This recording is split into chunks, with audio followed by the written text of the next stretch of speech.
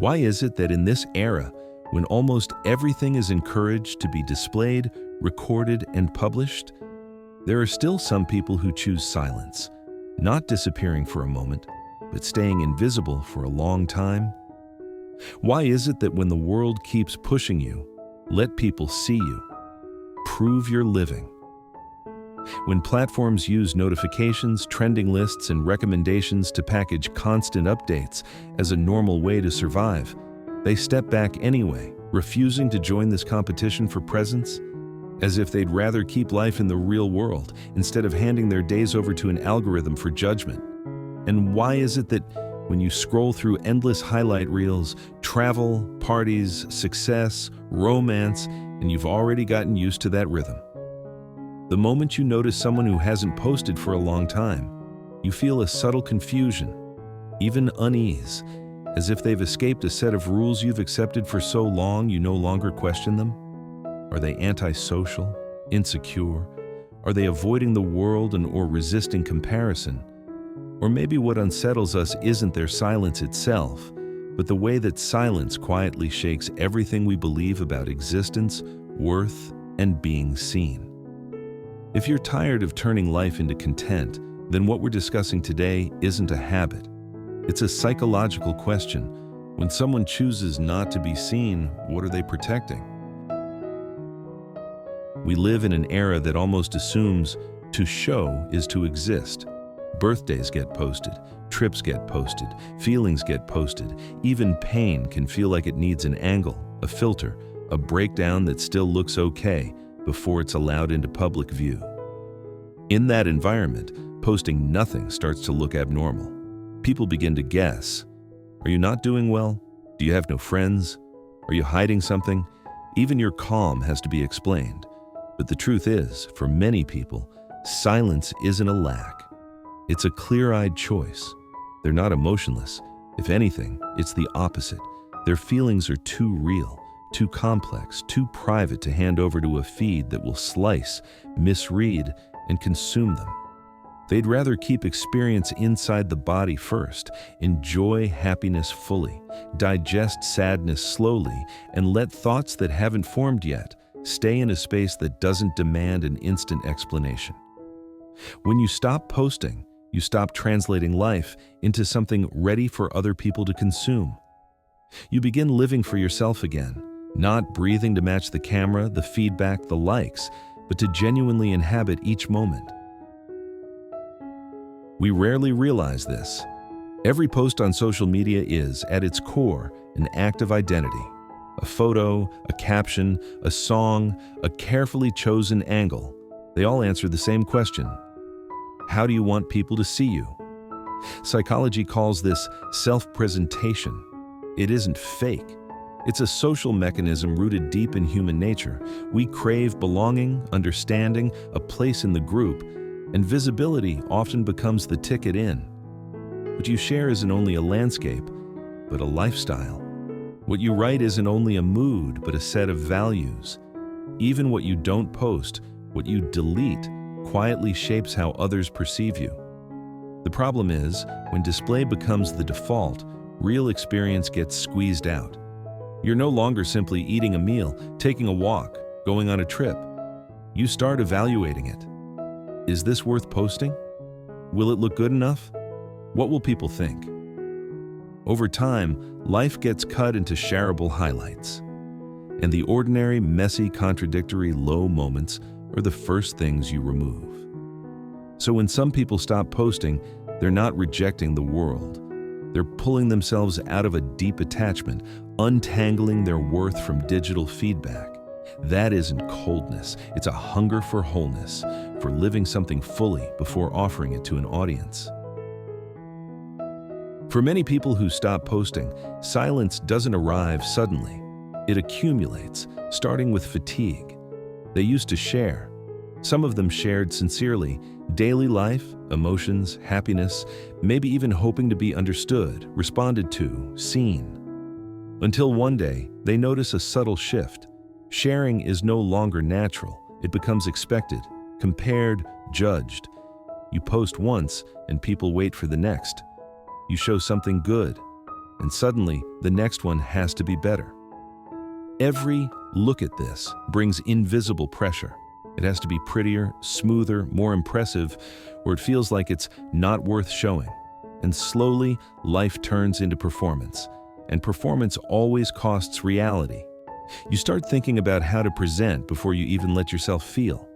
There's a concept in psychology called psychological ownership, a deep internal sense that this experience belongs to me.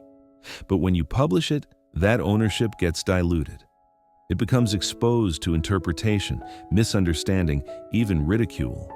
What was private and whole turns into public material, something other people can edit into whatever meaning they want. So some people take it back, not because they don't care, but because they do. They want certain things to remain in a space that belongs only to them, where nothing has to be proven and nothing has to be explained. Of course, not all silence comes from confidence. For some people, not posting comes from a sharper truth. The cost of being seen is too high. Social media amplifies a constant psychological pressure, as if you're always being watched.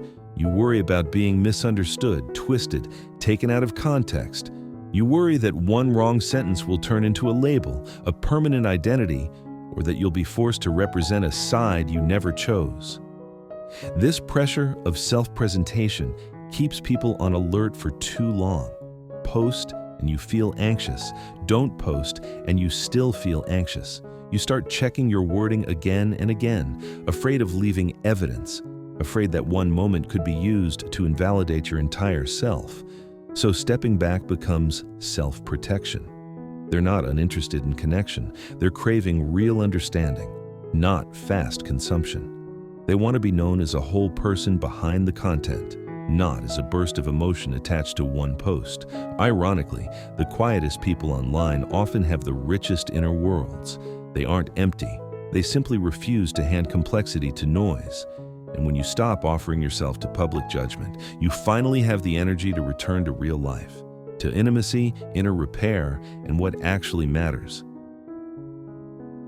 When someone stops constantly collecting feedback from the outside, who are you? How are you doing? Do we approve? Their identity can become steadier. Psychology calls this an internal locus of control. Your sense of value doesn't depend mainly on external reactions, but on inner confirmation. When you post less, compare less, and feel less pressure to update your image, a quiet stability begins to grow. You don't have to revise yourself every day. You don't have to cut life into a version that's easy for others to understand. You can allow messiness, contradictions, imperfection, and allow yourself to have seasons where you're unsure, where you don't have answers yet, where progress isn't visible. That isn't failure. It's real. Many people find that reducing posting and consumption improves emotional stability and life satisfaction. The reason isn't mysterious. When the outside gets quieter, you can finally hear yourself.